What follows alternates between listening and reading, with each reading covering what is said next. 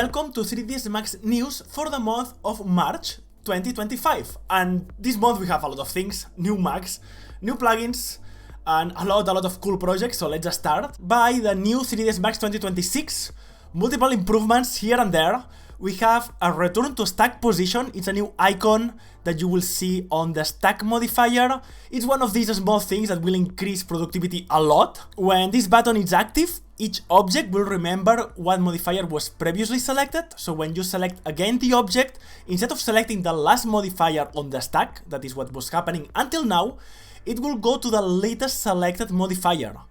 Very simple, but when you try it, you will wonder how you was able to work without it. It's super difficult to go back once you try this small thing, but really makes a huge difference on the day-to-day work. Another quality of life improvement is the object search in the Create panel. Now you can search any object or helper without having to navigate to each menu. Also will remember previous search, super useful. A requested feature by users has been added to create rectangle. Now you can create them by center, edge, or the new 3-point method. With the first 2 points you define the direction of the rectangle, and with the third you will define the width. Another simple stuff, but again, if you need to create a lot of things that needs to be aligned to specific things, it makes a big difference. And we couldn't have a new Max update without performance improvements, and 2026 is no exception. Remarkable performance increase is a displacement modifier that now is more than twice as fast as before. You can see these videos by Chang Soeun that it makes quite a big difference between the previous displacement and the new displacement on Max 2026. Conform modifier gets a 40% boost with a new Embry technology. Was already fast, now it's even faster. Boolean modifier also gets another 40% performance boost thanks to refinement to the curve libraries. Array modifier receives a performance on its new update for a while now.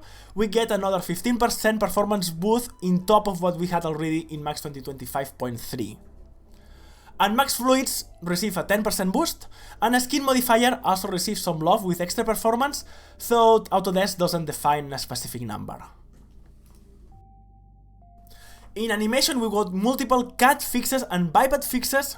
Some very important bug fixes that has been reported by the users has been totally fixed and up to date. So make sure to check the list once more time, because some of this stuff, if you're an animator, can make you happy. We got improvements on Vertex Well modifier. This modifier now is not only supporting meshes, but also splines, allowing for a spline repair as a procedural modifier. Retopology modifier received an update to the latest reform technology, making it faster than before, and as well more reliable.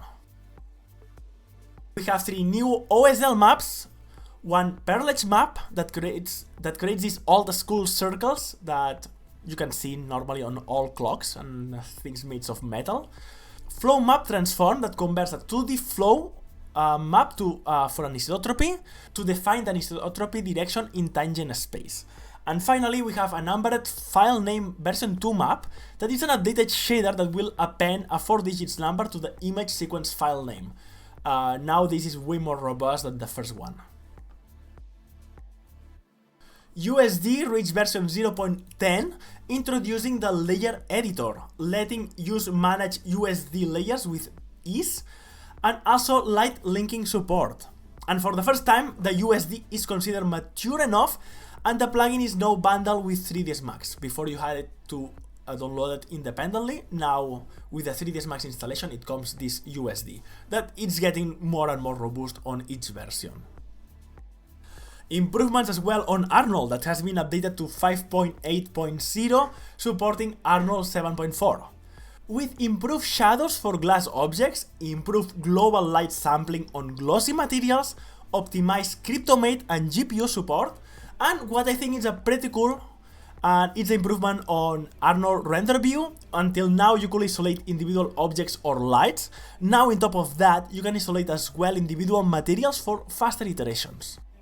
But multiple improvements here and there. The hotkey and menu editor receive some enhancements, with now a category filtering that makes it way easier to find what you want to create a shortcut and improvements on color management, improvements on painting weights for a skin modifier, and yeah, that's only some of them. Make sure to check the always very complete list by Changso Eun, where he always adds even more improvements than what you can see on the official Autodesk documents. Unbelievable, but on his list normally you can find things that you cannot find anywhere else, because there's really quite a lot of improvements scattered around Macs. One, for example, that I am very happy to be fixed is that now if you work with a multi-monitor setup in Macs with different resolutions and Windows scales for each monitor, Macs now will not do any more weird things with the menus. It's something that was really bringing me crazy. Now this is fixed, and like that, a lot of things. So check out Changso Eun list. As always, a new 3ds Max means a heat debate online about people liking or disliking the updates. In a stack group in Facebook for sure created some heated discussions, but let me know on the comments on this video, what do you think about this update? Is enough of an update? What areas that you think that needs more love in Macs? And let's just start with plugins, because we have some hot stuff this month. Felix Rodriguez Joleanes is presenting Smart Anim, a new advanced rigging and animation plugin for 3ds Max, and he's looking for beta testers. If you are an animator, make sure to check it out. It's looking amazing. We don't have yet official videos, but I could see different beta testers creating content with it, and this looks very good. It's a powerful toolkit that expands the current set of controllers, solvers, helpers, and rigging tools available within 3ds Max, allowing animators to create more complex and sophisticated animations than ever before. The plugin comes with automatic rig system, including a face rig, 40 different types of control helpers, a new UI panel interface with dynamic controls, a system for managing poses for your rigs, 2 new IK solvers, 20 new controllers, 1 modifier for mirroring morph, and yeah, more stuff. It looks very amazing. It's quite some time without seeing something of this level for animation in Max, so please give some support to Felix Rodriguez, and yeah, check the beta. Mihail Lupu released Hair Cars Tool 2 for 3ds Max to create hair to be used with real-time rendering engines. This new version has a lot of new options with an auto-align UV mapping, fill middle, set pivots, mirrors, comb brush, multiple hair effects like wave, curly, freeze, clamp, spiral, braid tools, and way more. This tool works only with Max 2024 or newer and costs $60 for a personal license.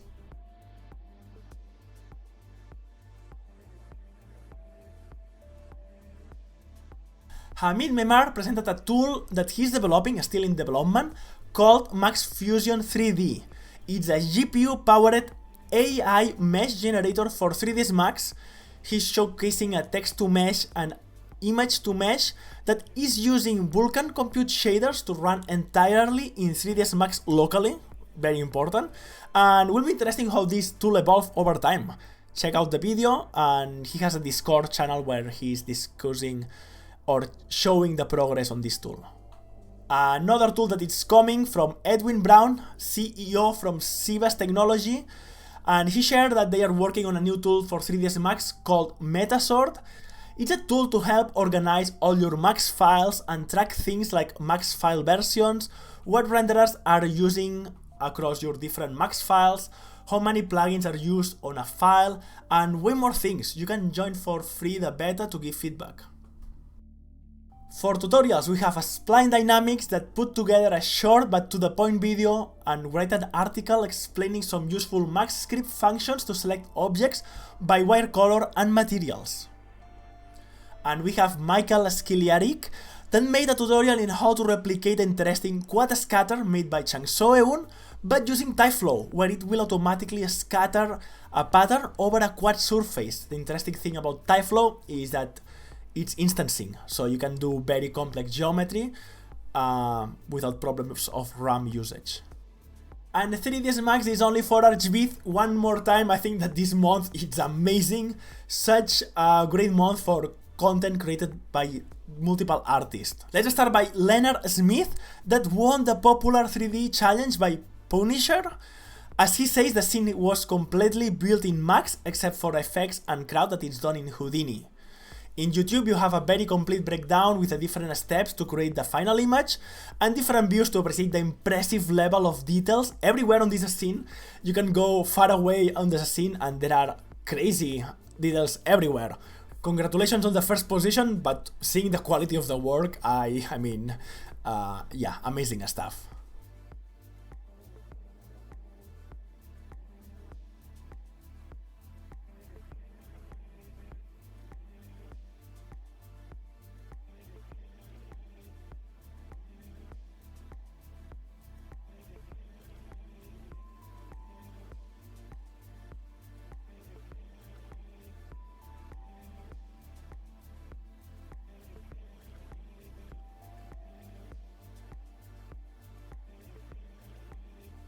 We saw the progress from Alireza Akbari recreating the Warcraft 3 opening cinematic, and we have finally the final version. As he said, was in part a tribute to the team behind the original sequence, but also as a way to challenge himself. The thing in common is that Blizzard and him, they use the same software, 3ds Max, to create this the same content, with 15 years apart. Also another cool or amazing thing. 15 years ago, Blizzard had to do this cinematic, a complete team of artists. This thing has been done with one single artist and it looks amazing. He used Arnold for rendering, Forest Pack, Tyflow, ZBrush and Nuke for the final comp. What is even more incredible is the complete breakdown, where we can see the different sequence behind being built in detail and how Alireza mastered all of these tools. What normally would be a work done by a team of 20 artists, done by one single artist. Really epic and fantastic. Check out the video and the breakdown and give a comment to these videos. I think that such an amazing job done by different artists. Make sure that it's always nice and it helps the algorithm to contribute to make it even more visible.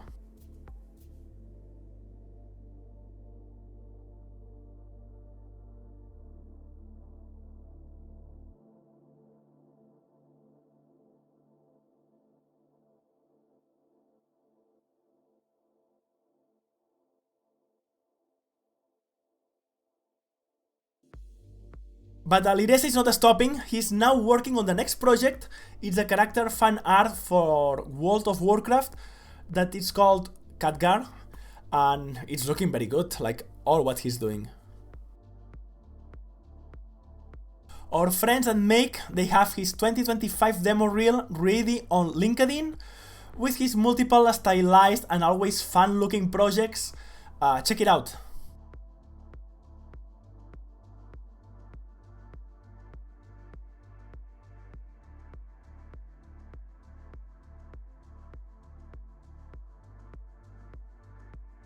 And if you are asking for more masterpieces done by one single artist, we have a Stefan Hampel that recreate the atmosphere from the Apple TV series Silo in this 3ds Max project that has been rendered in V-Ray. I just finished to watch the series of Silo.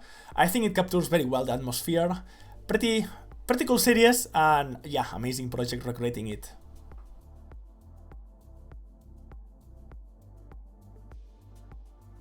Okay, let's make some exceptions and add some archviz here on this section. I think that Vasily Butenko created really stunning image combining archviz and incredible natural landscapes. He's using 3ds Max, Corona and Photoshop and Stable Diffusion as the post-process. Will be interesting to see the raw image before post-processing to compare it with what is AI and what is not AI. But he's posting some clay renders that they look extremely detailed. So I don't know exactly how much of AI there are, but you could see that the base, there is a big base done in 3D. I found super interesting the sleek image created here, getting away of the typical AI generated look, but at the same time very difficult to get the results with only traditional rendering. I found the perfect blending of the two technologies. AJ Jeffries finished working on his latest animated short film called Dax. He will be moving it across different festivals over this year, and we can see a small trailer, everything done in 3ds Max with lots of Tyflow and rendered in V-Ray. Best of luck with this short film, I love the aesthetic of this. Hope to see more in a year, I hope. Saki created the Rhino tutorial simulation with great results. Remember that this is a course that I have on Patreon, where this month we get exclusive Patreon tutorials one more time, covering IV generation and dynamics, Phoenix emission from Tyflow basics, Tyflow new features with new value operators that I cover some examples, and how to visualize data with colors and new soft selection options. Check it out on Patreon, we are having a lot of fun there. Majik Akbari created this cool steampunk seahorse rig in 3ds Max and texture in Substance Painter. It's looking very cool.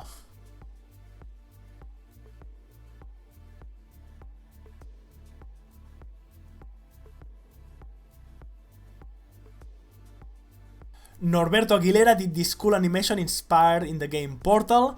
The scene is free to download in the 3dsmaxdepot.com.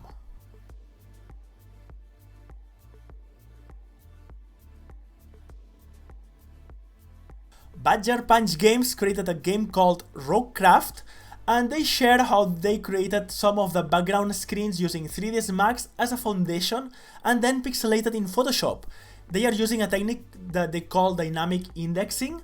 That is a process of, I guess, pixelating it in Photoshop. Not 100% sure about that, but yeah, looks amazing. Ivan Kelizek did a water sim exercise in 2 days, modeling 3ds Max, water sim with Phoenix and Tyflow. Kate Probeck shared his work at Fireaxis for Civilization 7. Remember, Civilization 7 is a new game that appeared this month. He created some of the hero buildings that they all look very nice using 3ds Max and Substance 3D Painter. And I need to do a confession. Lately, I only play one single video game when I have time, that is not that often, but this game is Civilization 6. I cannot play anything else. Every time I get dragged to one more match and one extra turn, I guess I will jump on version 7 at some point, but not yet, because still having a lot of fun with 6. If there is any other fan of Civilization, let me know on the comments. And we have another amazing job by Michael Skiliarik that is this astonishing 3D time-lapse of a city using 3ds Max, V-Ray, Nuke, After Effects and Tyflow.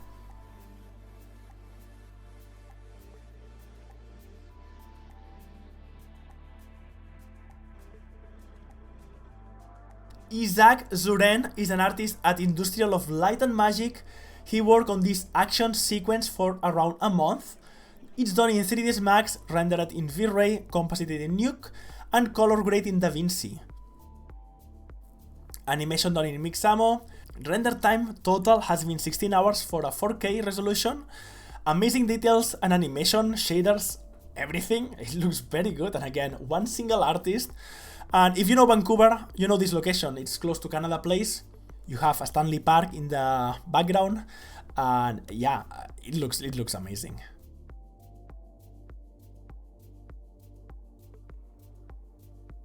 Changing the style, we have Rafael Lacoste, that is a senior art director and illustrator, and created this amazing and fantastic medieval scene using 3ds Max and Photoshop.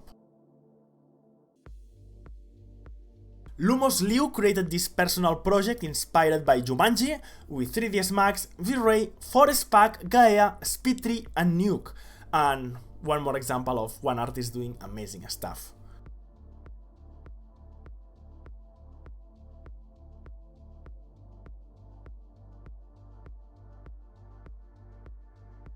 Eduardo Silva shared his work modeling for mid poly, high poly and low poly, doing UVs, textures of this pharaoh, and we can see 3ds Max in action. Artur Munoz shared this dragon that he rigged 8 years ago with this hypnotic smooth serpentine flow and animation that looks amazing. This has been shared on LinkedIn. And we have Fred Roof, is the head of a studio at Refugee Visual Effects. Let's remember that Refugee won an Emmy recently for the work done on Shogun. And they partnered with Paul Neal, and Paul Neal is quite a an artist that we have a lot on the 3ds Max news, because he's always sharing content with 3ds Max, creating always amazing work. And Paul Neal helped enhancing the studio feather work with some custom combing and fluffing tools that we can see in action on these videos to elevate the precision and control that they need to create bursts on the different shows. It looks amazing. I am always so happy to see such an amazing variety and quality of content done in part with 3ds Max. Obviously a lot of softwares, but people doing amazing stuff with 3ds Max. So that's all for the month of March. I think that has been a fantastic month overall. Let me know in the comments, discuss whatever you want. You can discuss 3ds Max news version, some of these new plugins coming. The animation plugin looks amazing. If you want to discuss about Civilization 6, if you like Civilization 7, let me know in the comments. I will be glad to know. And one more time, thanks a lot to all my Patreons. If you want to have fun, we have exclusive videos there. 4 new tutorials every month exclusively for Patreons. Check it out. And thank you a lot, guys, to be here with me. And yeah, see you the next month. Bye.